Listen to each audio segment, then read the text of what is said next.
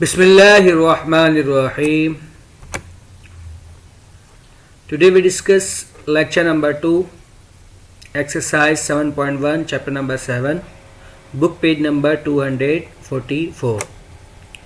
In this lecture, inshallah, we'll discuss chapter number 7, exercise 7.1, question number 5 to 9.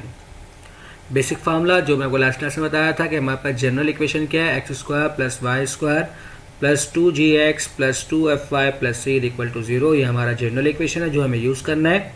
और अगर हमारा centre कहाँ पर लाई करता है, ओरिजिन पर, तो हमारे पास इक्वेशन क्या होगा, X square plus Y square equal to R square. Now start the lecture. Exercise 7.1 question number 5. Find the equation of circle through the points 3, 0, 0, -2 and -3, 4. यानी इस बात को समझना है, ये सवाल बहुत इंपॉर्टेंट है कि उस टाइप के बहुत सारे क्वेश्चन है हमारे पास इस एक्सरसाइज के अंदर कि जब कभी भी हमें 3 पॉइंट गिवन होगा तो हम 3 पॉइंट के लिहाज से किस तरह इक्वेशन फाइंड करेंगे. इस चीज़ को आप बहुत ध्यान से देखिए कि सबसे पहले हम नॉर्मल लेट करेंगे कि X square plus Y square plus 2gx plus 2fy plus C equal to 0 be the required equation of circle and circle passes through the given points. So given point must satisfy the equation. ये बात मैं आप लोग कई बार बता चुका हूँ और जिस बच्चों को नहीं बताओ सुन ले एक बार कि जब कभी भी कोई भी कर्व किसी पॉइंट से पास होगा तो वो पॉइंट क्या करेगा, उस कर्व की इक्वेशन को लाजमी सेटिस्फाई करेगा. तो हमें सवाल में क्या कह रहा है कि जो सर्कल है वो इस 3 पॉइंट से क्या हो रहा है, पास हो रहा है. तो लाजमी ये 3 पॉइंट क्या करेंगे, उस सर्कल की इक्वेशन को सेटिस्फाई करेंगे. तो हमने सपोज किया हुआ है कि X square plus Y square plus 2gx plus 2fy plus C equal to 0 ये हमारा रिक्वायर्ड इक्वेशन ऑफ सर्कल है. तो लाजमी ये तीनों पॉइंट क्या करेंगे, इस रिक्वायर्ड इक्वेशन ऑफ सर्कल को सेटिस्फाई करवाएंगे.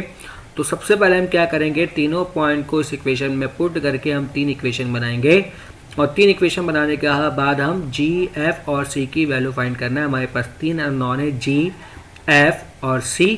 हम इन तीनों की वैल्यू फाइंड करके अगेन इसी इक्वेशन में पुट करके हम इसकी इक्वेशन निकालेंगे. ये हमारा टारगेट है. तो सबसे पहले 4, 3, 0 तो x की जगह पर हम 3 पुट करेंगे, y की जगह पर हम 0 पुट करेंगे. तो 3 square plus 0 square plus 2g multiply 3 plus 2f multiply 0 plus c equal to 0. तो हमारे पास ये क्या बन जाएगा, 6g plus c plus 9 equal to 0. ये हमारा क्या होगा, इक्वेशन नंबर 1.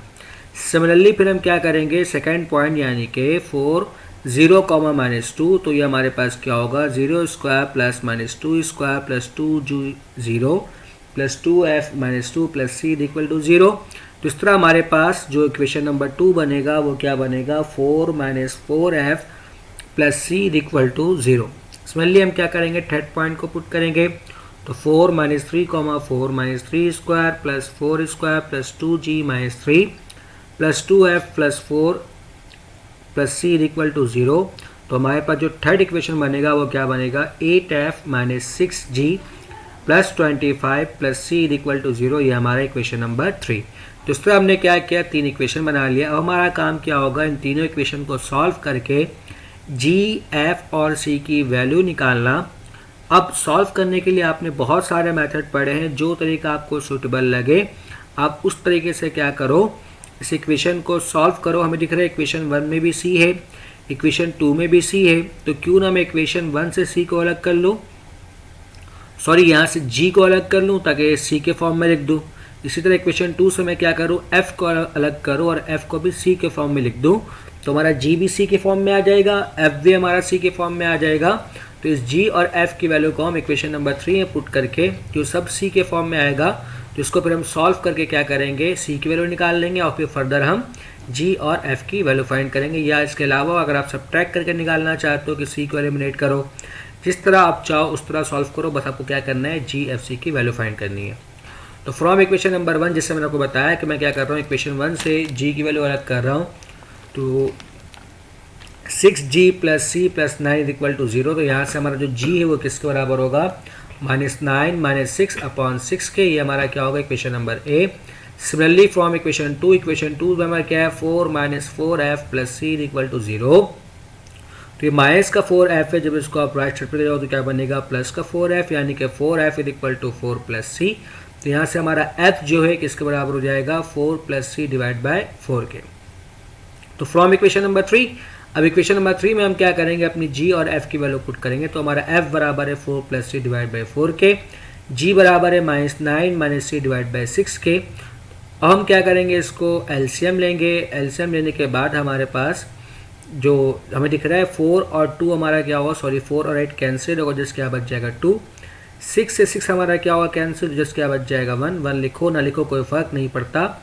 अब यहाँ पर हम ब्रैकेट ओपन करेंगे, तो ब्रैकेट ओपन करने के बाद और सिम्प्लीफाई करने के बाद हमारा 4c किसके बराबर हो रहा है 42 के। तो 42 को हम राइट साइड पर लेके जाएंगे। तो यहाँ से हमारा c किसके बराबर हो रहा है -21/2 के। ठीक है, तो अब हमने क्या निकाल लिया, c निकाल लिया, हमें g निकालना और f निकालना है। तो फ्रॉम इक्वेशन नंबर 1 हमें c पता है, c किसके बराबर है -21/2 के। तो यहाँ सिम्प्लीफाई करने के बाद हम क्या करेंगे, g निकालेंगे। तो हमारा g किसके बराबर आ रहा है 3/12 के। तो 3 और 12 को जो हम कैंसिल करेंगे तो हमारे पास क्या बन जाएगा 1/4। यहाँ बेसिक सिम्प्लीफिकेशन है, एलसीएम वगैरह लिया है मैंने। तो एलसीएम लेने के बाद हमारा g किसके बराबर बन रहा है 1/4 के। Similarly from equation number 2 4 - 4f + c = 0। तो 4f = 4 + c और हमारा c किसके बराबर है -21/2 के। तो प्लस माइनस माइनस, तो ये क्या बन जाएगा हमारे पास एलसीएम लेने के बाद 8 - 21/2 और 8 में से जब 21 को सब्ट्रैक्ट करेंगे तो क्या बनेगा -13। 4 मल्टीप्लाई में जब इसको आप राइट साइड पर लेके जाओगे तो क्या होगा डिवाइड में। तो हमारा f किसके बराबर हो जाएगा -13/8 के। सो देयरफॉर g की जगह हम क्या पुट कर देंगे 1/4, f की जगह हम पुट कर देंगे -13/8 और c की जगह हम पुट कर देंगे -21/2। और फिर उसके बाद हम क्या करेंगे, इसका एलसीएम लेने के बाद जो हमारे पास फाइनल आंसर आ रहा है वो क्या आ रहा है 4x² + 4y² + 2x - 13y - 42 = 0। It is required equation of circle. तो जब कभी भी हमें 3 पॉइंट गिवन होगा तो हमें क्या करना है, उस तीनों पॉइंट को बारी बारी पुट करके रिक्वायर्ड इक्वेशन में हम 3 इक्वेशन बनाएंगे। 3 इक्वेशन बनाने के बाद हम क्या करेंगे, g, f और c की वैल्यू फाइंड करेंगे। जैसे ही हम g, f, c की वैल्यू फाइंड कर लेंगे उसके बाद हम क्या करेंगे, अपने सर्कल में पुट करके उसकी इक्वेशन निकाल लेंगे।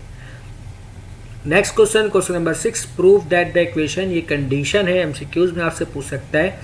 तो इस कंडीशन को आप देख ले, 4 कंडीशन है। First condition, through the origin has no constant. हमें कह रहा है कि अगर हमारा सर्कल ओरिजिन से पास हो तो वो कांस्टेंट टर्म लेस होगा, यानी कि उस इक्वेशन में c नहीं होगा। और ये बात भी मैं आपको कई बार बताया हूँ कि जब कभी भी कोई भी इक्वेशन ओरिजिन से पास होता है तो वो कांस्टेंट लेस होता है। यही हमें प्रूव करना है। तो अगर हमारा सर्कल ओरिजिन से पास हो रहा है, इट मीन्स के कि वो किस पॉइंट से पास हो रहा होगा 0,0 से। तो उसको तो हमारा x भी 0 और हमारा y भी 0। तो हम क्या करेंगे, अपने इक्वेशन में, जनरल इक्वेशन में x और y की जगह पर 0 पुट करेंगे। तो जो हम 0 पुट करेंगे तो हमें दिख रहा है कि हमारा c किसके बराबर आ रहा है 0 के। तो उसका मतलब ये है कि अगर हमारा सर्कल कहाँ से पास हो रहा है, ओरिजिन से पास होगा, तो उसमें c तो हमारा किसके बराबर होगा 0 के। पार्ट 2 कंडीशन क्या है हमारे पास, with center on x axis has no term in y। अगर हमारा सेंटर कहाँ पर लाई करेगा x एक्सिस में, तो उसमें क्या होगा, हमारे पास y ट्रम नहीं होगा। तो हम जानते हैं हमारा सेंटर किसके बराबर है -g, -f के। तो हमारा सेंटर कहाँ पर लाई कर रहा है x एक्सिस पर। सो x एक्सिस पर y की वैल्यू क्या होती है 0, यानी कि सेकेंड कॉम्पोनेंट हमारा किसके बराबर होता है 0 के। तो इसका मतलब क्या है कि -g, -f हमारा किसके बराबर होगा -g, 0 के। तो यहाँ से हमारा -f किसके बराबर होगा 0 के। तो हमारा f किसके बराबर आ जाएगा 0 के। तो हम क्या करेंगे, अपने जनरल इक्वेशन में f की जगह 0 पुट कर देंगे। तो हमारे पास फाइनल क्या बनेगा, x² + y² + 2gx + c। और हमें दिख रहा है कि इस इक्वेशन में y टर्म नहीं है हमारे पास। Similarly condition number 3, with center on y axis has no term in x। अगर हमारा सेंटर कहाँ पर लाई करेगा y एक्सिस में, तो उस टर्म में x नहीं होगा। बिल्कुल सिमिलर बात है जिससे मैंने बताया कि अगर हमारा सेंटर क्या होता है -g, -f। अगर ये y एक्सिस पे लाई कर रहा है तो हम जानते हैं y एक्सिस पे हमारा फर्स्ट कंपोनेंट किसके बराबर होता है 0 के। तो इस पर हमारा -g किसके बराबर होगा 0 के। तो हम g को किसके बराबर लेंगे 0 के। तो हम क्या करेंगे, जहाँ पर g है वहाँ पर 0 पुट करेंगे।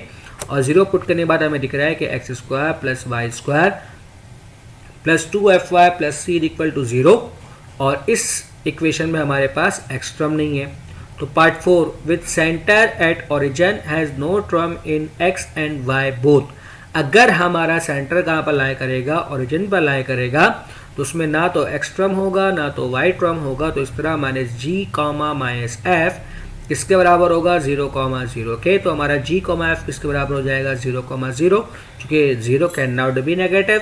तो हमारा g भी 0 होगा, f भी 0 होगा। तो g की जगह 0 पुट करेंगे, f की जगह 0 पुट करेंगे, तो फाइनली हमारे पास क्या बनेगा x² + y² + c = 0। तो हमें दिख रहा है ना तो x टर्म है ना तो y टर्म है। आज का last question number 9, prove that the point 5, -7.5 lie outside the circle whose equation is x² + y² - 4x + 2y = 44।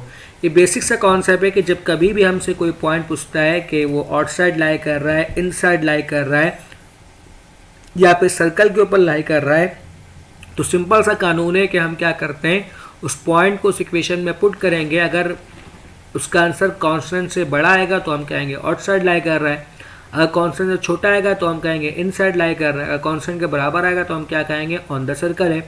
तो हम क्या लेंगे, taking left hand side x² + y² - 4x + 2y। तो इसकी जगह हम क्या पुट कर देंगे, पॉइंट को 5, -7.5। इसका मतलब हमारा x बराबर होगा 5 के और हमारा y बराबर होगा -7.5 के। तो पुट करने के बाद, सिम्प्लीफाई करने के बाद हमें दिख रहा है कि आंसर क्या आ रहा है 46.25। अब 46.25 जो है हमारा 44 से ग्रेटर है। तो ये बात प्रूव होता है कि जो हमारा पॉइंट है वो क्या है, आउटसाइड द सर्कल है। अगर 44 से छोटा आता तो हम कहते हैं इनसाइड है, अगर 44 के बराबर आता तो हम कहते हैं लाई ऑन द सर्कल। चूंकि 44 से बड़ा आ रहा है तो हम क्या कहेंगे, आउटसाइड द सर्कल। तो इस लेक्चर में हमने क्या पढ़ा, क्वेश्चन नंबर 5 to 9। उम्मीद करता हूँ कि आपको आज का लेक्चर समझ में आया होगा। अगर कोई क्वेश्चन है आपको कुछ में नहीं आया तो आप मुझसे व्हाट्सएप में पूछ सकते हैं। अगर आप यूट्यूब व्यूवर्स हैं तो आप कमेंट्स में क्वेश्चन कर सकते हैं, इंशाल्लाह मैं आपको इसका जवाब दूंगा। ये आपका होमवर्क क्वेश्चन है कि क्वेश्चन नंबर 5 का पार्ट 2 हमें 3 पॉइंट गिवन है। सिमिलरली आप क्या करोगे, 3 पॉइंट को पुट करके आप 3 इक्वेशन बनाओगे, GFC की वैल्यू फाइंड करोगे, ठीक है, और फिर उसको सॉल्व करके जनरल इक्वेशन पुट करके उसकी इक्वेशन निकाल लोगे। Similarly question number 8, show that the 4 points 3,4 - 1, -4 - 1,2 and 3, -6 are concyclic and find the equation of the circle on which they lie. हमें प्रूव कर रहा है कि ये चारों पॉइंट क्या कर रहे हैं, सर्कल पर लाई कर रहे हैं। तो हम ये किस तरह निकालेंगे, हम सबसे पहले सर्कल निकालेंगे और सर्कल निकालने के लिए हमें 3 पॉइंट चाहिए होते हैं। तो इस 4 पॉइंट में से हम किसी भी 3 पॉइंट को लेकर हम पूरा बेसिक क्वेश्चन नंबर 5 वाला काम करेंगे। पहले हम सर्कल की इक्वेशन निकाल लेंगे और सर्कल की इक्वेशन निकालने के बाद चौथे इक्वेशन को हम उसमें पुट करेंगे। अगर बोथ साइड बराबर आएगा तो हम क्या कहेंगे, ये चारों के चारों पॉइंट क्या कर रहे हैं, एक ही सर्कल पर लाई कर रहे हैं। कॉन्साइक्लिक मींस कि ये चारों पॉइंट जो है एक सर्कल पर क्या कर रहे हैं, लाई। तो हमें करना है क्या है, कोई भी 3 पॉइंट को पिक करना है, उससे हम इक्वेशन निकालेंगे और इक्वेशन निकालने के बाद चौथे पॉइंट को उसमें पुट करेंगे और पुट करने के बाद हम अगर वो बोथ साइड सेटिस्फाई करेगा। Similarly, question number 21, find the equation of the circle, circumscribe the triangle whose vertices are the point 1, -2, -5, 2 and 3, 4। हमें क्या निकालना है, circumscribe सर्कल। हम जानते हैं वो सर्कल जो ट्राइंगल के वर्टिसेस से पास हो उसे हम क्या कहते हैं, सर्कम सर्कल। तो हमें सर्कमस्क्राइब सर्कल बोले या कोई भी सर्कल बोले, हमें तो क्या चाहिए, 3 पॉइंट। तो हमारे पास 3 पॉइंट मौजूद है, तो हम इस तीनों पॉइंट को क्या करेंगे, उस जनरल इक्वेशन में पुट करेंगे। पुट करके हम 3 इक्वेशन बनाएंगे और 3 इक्वेशन बनाने के बाद हम GFC की वैल्यू फाइंड करेंगे और GFC की वैल्यू फाइंड करने के बाद हम क्या करेंगे, अपने जनरल इक्वेशन में पुट करके उसकी इक्वेशन निकाल लेंगे। इंशाल्लाह अगले लेक्चर में हम डिस्कस करेंगे क्वेश्चन नंबर 10 to 14। तो उम्मीद करता हूँ कि आज के लेक्चर को समझ में आया होगा। वीडियो देखने के लिए शुक्रिया। अल्लाह हाफिज़।